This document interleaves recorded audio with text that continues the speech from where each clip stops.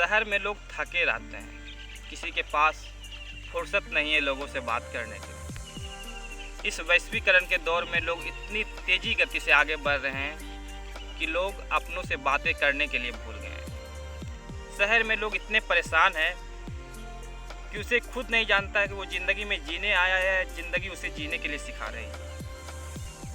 कभी आप थके हैं, अगर चैन आपको नहीं आता हो तो कभी आओ हमारे गांव में, हम आपको दिखाते हैं कि जन्नत का शहर कैसा होता है, प्रकृति के साथ जुड़ने का प्रयास क्या होता है। यदि आप गाँवों में आते हैं, क्योंकि लोग कहते हैं कि भारत की आत्मा गाँवों में बसता है, यहाँ प्रकृति आपसे खुद बात करेगी, खुद शांति से आपसे मिलन करेगी। शहर में तो किसी से बात भी करने के लिए नहीं। लेकिन जिस तरीके से आज वैश्वीकरण के दौर में लोग अंधाधुंध पेड़ों की कटाई करते जा रहे हैं, लोग विषाक्त नदियों में प्रवाह कर रहे हैं, जिस कारण हमारे नदी पर्यावरण प्रदूषित हो गया है।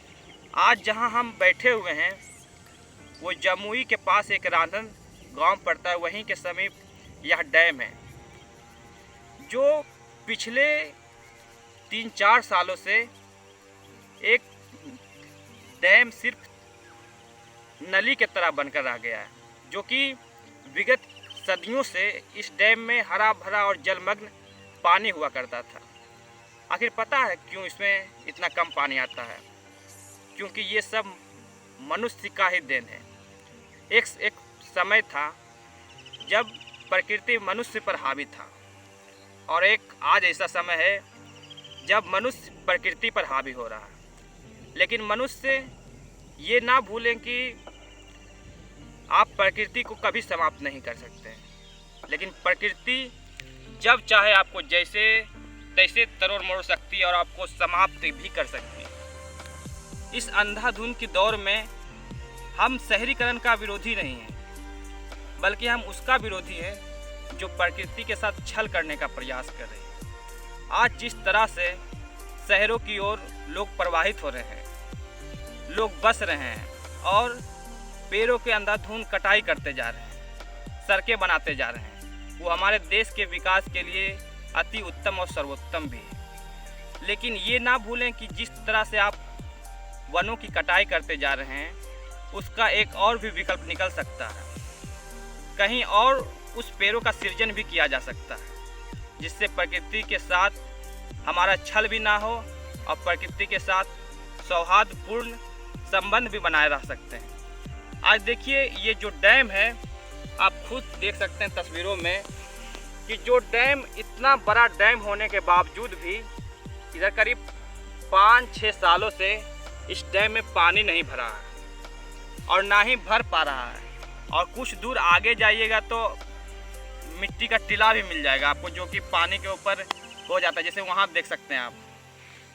बिल्कुल लगता है कि डैम के नीचे से ऊपर उठ गया है। ये सब बताया जा रहा है कि प्रकृति के साथ जिस तरह से आप छल कर रहे हैं, ये अवश्य कि प्रकृति आपके साथ जरूर छल करेगी। आप देखते हैं ना, जापान कितना तरीके से भूकंप आता है, और आज जो हमारे भारत का विरोध करते हैं, जो औद्योगिक क्रांति हुए थे, सबसे पहले तो उन्होंने ही हमारे देश की संस्कृति और सभ्यता को नष्ट भी किया था। लेकिन लोग कहते हैं ना कि यहाँ पे सदियों दौरे रहा है दुश्मन हमारा, लेकिन यहाँ की संस्कृति कोई समाप्त नहीं कर पाया। हमारे संस्कृति का तो कल्चर ही ऐसा रहा है कि प्रकृति के साथ जुड़ने का प्रयास। सुबह उठते ही हम सूर्य को प्रणाम करते हैं, पानी देते हैं, पेड़ों में, वृक्ष में, हर जगह हम पानी देते हैं, उसके साथ पूजा करते हैं। लेकिन देखिए, जहाँ इस वैश्वीकरण के दौर में हमारी संस्कृति अन्य संस्कृतियों से जहाँ मिलन हुआ, तो हमारे संस्कृति को लोग अंधविश्वास कहने लगे।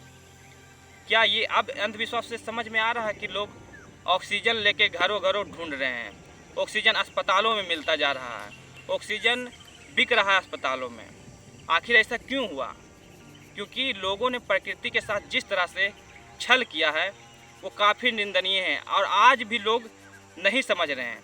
और गांव क्या होता है साहब, जब आप कोरोना में भी इतने संकटग्रस्त थे आप, फिर भी हम सब गांव में चैन की नींद ले रहे थे, क्योंकि हम सबों का गांव से जोड़ने का वो बेहतर प्रयास है जो शायद आप सब शहर वाले नहीं समझ सकते हैं।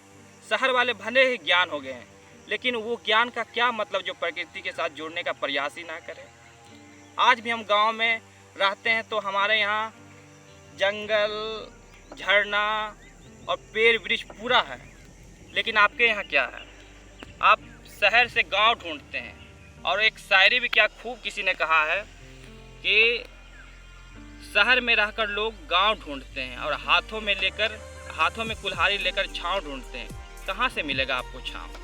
आप जहाँ जाते हैं, एक कहावत भी था कि कहीं गया था लोग पेड़ काटने के लिए और इतनी गर्मी थी कि वहीं पर वो सो गए। आप प्रकृति के साथ उस पेड़ का महत्व आप नहीं समझ रहे हैं, और अगर आज नहीं समझिएगा तो आने वाले समय में बेहतर गंभीर प्रभाव आप पर पड़ेगा, जिसका अंदाज़ा लगाना भी आपको मुश्किल नहीं है। और एक और क्या शायरी लिखा है किसी ने कि ए शहर तेरी जिंदगी से अब व्यस्त हो गया हूँ मैं। मेरे पास ना फुर्सत है किसी से बात करने के लिए, ना लोगों से जुड़ने का प्रयास कर रहे हैं। हम किस दौर में आगे बढ़ रहे हैं, हमें तो खुद ही नहीं पता चल रहा कि हम आगे बढ़ रहे हैं या विलाप की ओर बढ़ रहे हैं।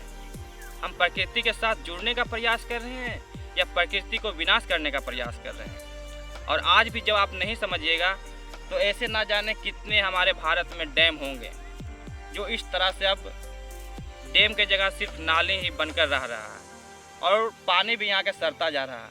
लोग कहते हैं ना कि जब पानी जब बहता रहता है वो तब तक स्वच्छ रहता है, जब वो जमा हो जाता है तो